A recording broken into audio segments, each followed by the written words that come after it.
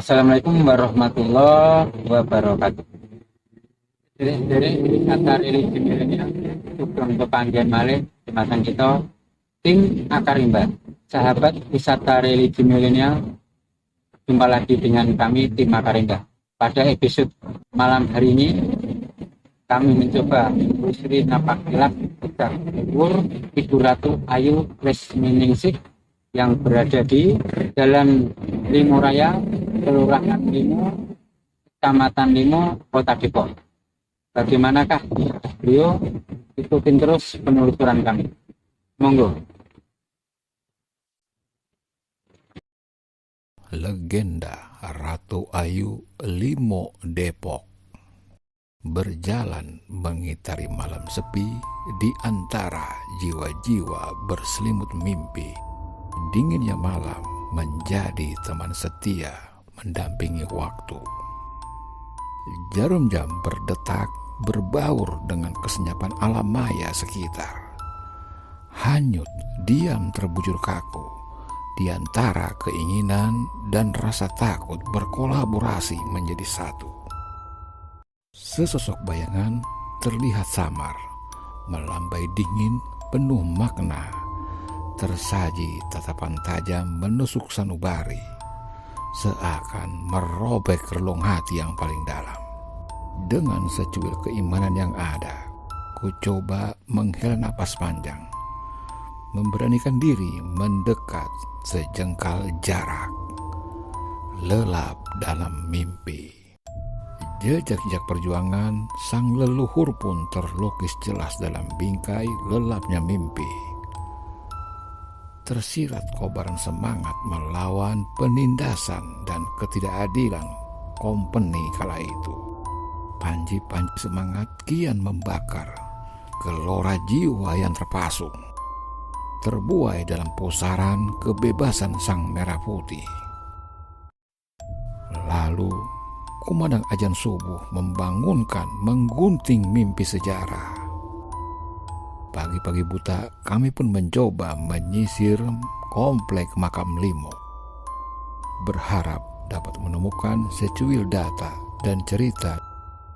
Namun sayang, tak ada secari sejarah pun tersisa. Semua berlabuh dalam bingung tanpa data dan kata.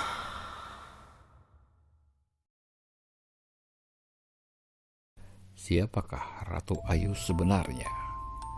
Menurut hikayat warga sekitar maupun dunia maya, Ratu Ayu adalah anak dari Pangeran Sageri yang bernama Ratu Ayu Resmisari atau Ratu Ayu Ningsih. Beliau adalah anak Pangeran Sagiri yang masih keturunan Raden Tirtayasa dari Banten. Singkat cerita, saat Sang Sultan Agung Tirtayasa dari Banten menyerang mengusir penjajah Belanda, wilayah Jatinegara memegang peran penting sebagai pos terdepan gerilyawan Banten. Hubungan rasa nasionalisme yang terus-menerus terjalin antara Jatinegara dengan Banten terlihat dari kedatangan Pangeran Sanghyang ke daerah tersebut. Diperkirakan sekitar tahun 1660, lalu disusul oleh Pangeran Sagiri dan Pangeran Sake pada tahun 1682 yang membantu perjuangan ayahnya mengusir penjajah dari bumi Batavia. Lalu kedua pangeran tersebut pun menetap di kampung ini. Beliau di samping sebagai panglima, Pangeran Sagiri terkenal sebagai pendakwah handal. Mereka pun menjadi penyebar agama Islam yang terkenal di wilayah sekitar. Di antaranya wilayah Rawamangun, Kampung Jawa, Kampung Lio, Kampung Pulo, dan Kampung Pulau Jae. Sedangkan Pangeran Sake berdakwah di wilayah Cibarusa, Citerep, Bogor, Cianjur, Sukabumi, Bekasi, dan Karawang. ternyata buah tidak jauh jatuh dari pohonnya. Pepatah ini berlaku bagi anaknya, yaitu Ibu Ratu Ayu Resmisari atau Ibu Ratu Ayu Ningsih. Beliau keluar dari megahnya keraton, lebih memilih menjadi rakyat jelata, berbaur menjadi satu dengan masyarakat, menjadi seorang pendakwa mengikuti jejak orang tuanya. Sungguh pilihan yang sangat luar biasa. Subhanallah. Jika Allah berkehendak meninggikan derajat manusia pilihannya, tidak ada satupun makhluk yang sanggup menolaknya. Tim A5 pun mencoba mencari mengor sejarah dari warga sekitar.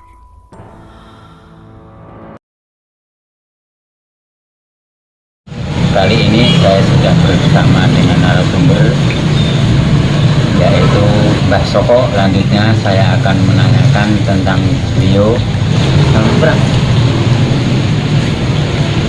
Menurut Mbah Soko, sosok beliau ini bagaimana ceritanya? Terus asalnya dari mana? Atau keturunan siapa? Mohon di penjelasan.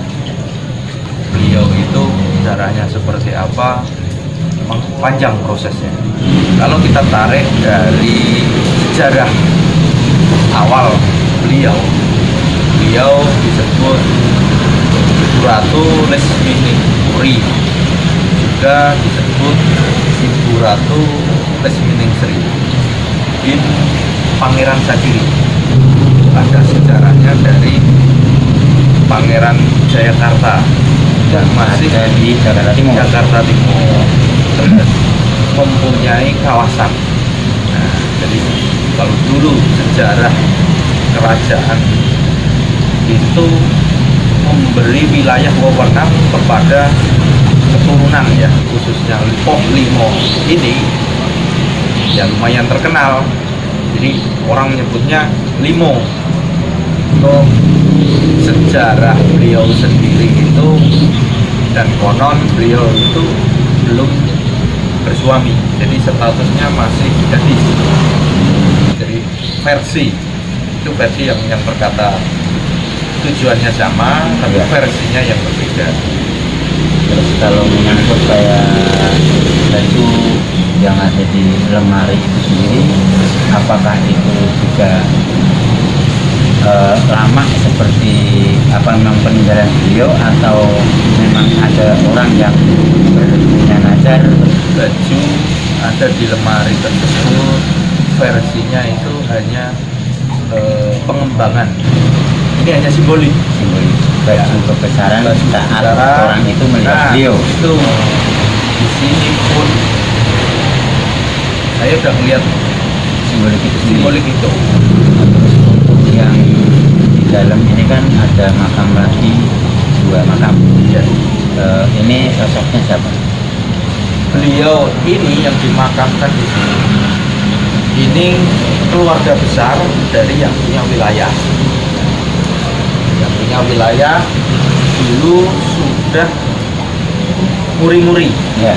Pengertian muri-muri udah ngurus makam keramat.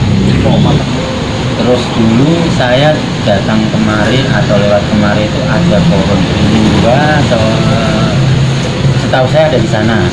Dan menurut cerita itu pintu gerbang masuk itu mestinya lewat sana. Apakah itu betul apa yang saya dengar? Jadi kalau dulu pohon beringin 2 itu sudah lama, Ya. dan di bawah pohon beringin tersebut itu awalnya berbentuk bangunan kayak pupuk saung, Ya. redup ya, regol.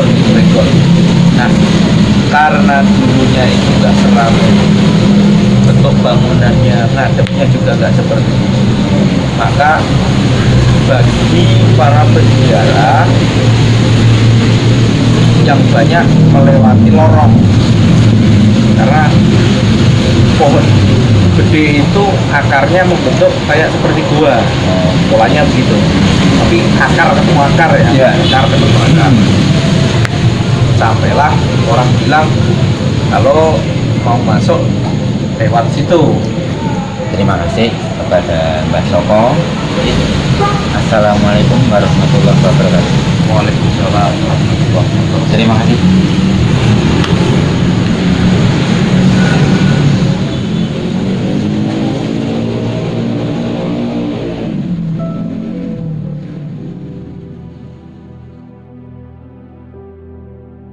Demikian sejarah singkat Ratu Ayu Sari. Semoga bermanfaat bagi kita semua, terutama untuk kalangan muda agar tidak melupakan sejarah para pejuang yang telah menyumbangkan harta benda bahkan nyawanya demi tegak dan berkibarnya sang merah putih sejati. Semoga dahsyatnya modernisasi tidak membuat lupa jejak para sang leluhur. Semoga riuhnya gelombang teknologi tak menghapus ingatan kita akan keringat darah para pejuang kusuma bangsa. Semoga kita semua diberi ingatan untuk bersyukur mengingat mengenang jasa-jasanya. Ini sudah menjadi tugas kita untuk melanjutkan perjuangannya dengan menciptakan karya-karya besar demi bangsa yang besar ini. Jadilah pribadi-pribadi unggul yang selalu berada di garis depan, agar seluruh dunia yang buta akan Indonesia melihat Indonesia kelak menjadi mercusuar dunia, insya Allah. Ingat, Presiden Republik Indonesia pertama berkata, "Gantungkan cita-citamu setinggi langit, bermimpilah setinggi langit. Jika nanti engkau jatuh, engkau akan jatuh di antara bintang-bintang." Tulislah tentang aku dengan tinta hitam atau tinta putihmu. Biarlah sejarah membaca dan menjawabnya.